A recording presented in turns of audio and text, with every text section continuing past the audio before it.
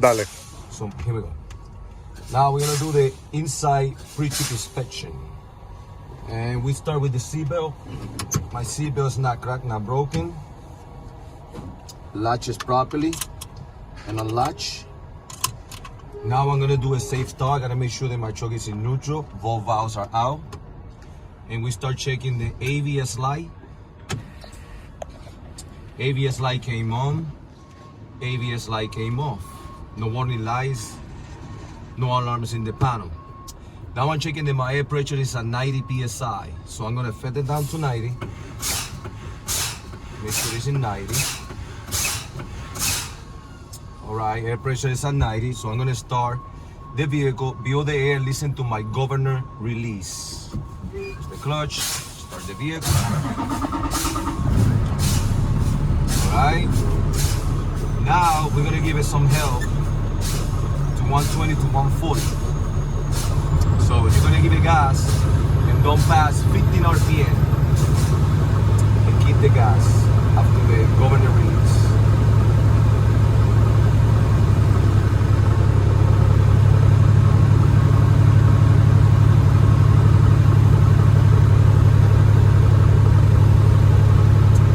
Waiting for the governor. Alright, that's my governor. It released. That tells me that my tanks are full. Now we're gonna conduct the lead test. To do the lead test, press the clutch, put it in first gear, shut off the vehicle, release the clutch, put the key in the on position, and release the valves. 1, 2, 3. 1, 2, 3. Now we're gonna grab the phone, put the minute. Now I cannot lose no more than 4 psi in 1 minute. Starting now. Press the clock and press the brake. And you hold it for 1 minute. Now we're pretending a minute passed. After 1 minute passed, I did not lose 4 pounds in 1 minute. It's working properly. Now I'm gonna set it down to 60 psi so the warning light and buzzer comes on.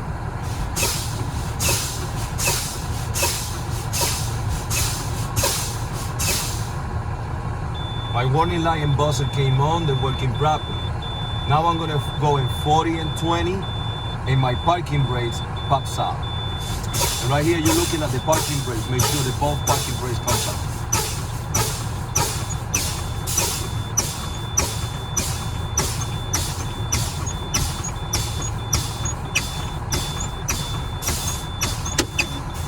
Parking brake came out between 40 and 20, they're working properly. That concludes the lead test. I'm gonna put the truck in neutral, start the vehicle. Now, when I'm waiting my air to build to 120, I'm gonna do my inside cabin inspection. My windshield is not cracked, not broken, no illegal stickers. My wipers working properly, arm and blade, not cracked, not broken, they're not dry rotted. Now I'm looking at windshield water fluid, also is working properly. My mirrors, they are adjusting for my driving, not cracked, not broken, no illegal stickers. Both of my windows are functioning properly, no damage. Now we're looking at the lights. My panel lights is working properly. My left indicator working properly. My right indicator is also working properly. My forward flashes are working properly. And my high beam indicator also is working properly. And you leave the lights on. Then I'm checking my gauges. Water gauge is rising to normal range. No warning lights, no alarms. Oil gauge also is rising to normal range. No warning lights, no alarms. My ball meter is at 14.0. That means the alternator is charging properly or working properly. My primary and secondary air gauge still rising to normal level, working properly. Now we're gonna check the steering wheel. Don't have no more than 2 inches of play. Okay. We're checking the electric horn, working properly, and my air horn also working properly. We're gonna check the defroster. Defroster is functioning properly, no problem. Now we're checking the heater. The heater is also working properly. Now, safety equipment. I have 6 spare fuses in case I need it. I have an ABC fully charged fire extinguisher, it's up to date. And I got 3 reflector triangles in case of emergency. And I'm still waiting for my air to build to 120. So I'm gonna give it some help. And we do the same thing again, between 10 and 15 RPM. You give it gas. And you wait for the air to build to 120. And we wait.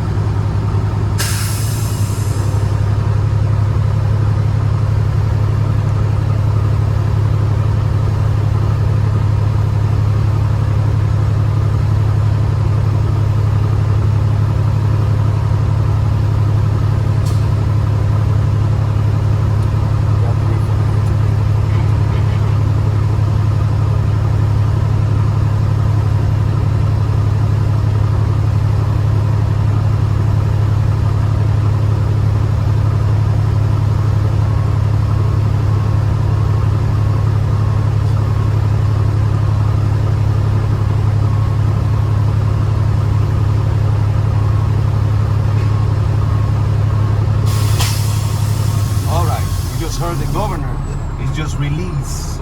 That tells me that my tanks are full. Now we're gonna do the tow test. We're gonna check all the brakes are working. Clutch in, put it back in first gear. Now we're gonna release tractor brakes so we can check the trailer brakes. Release the clutch smoothly after it grabs. There you go. That tells me that my trailer brakes are holding properly. Now we're gonna check the tractor brakes.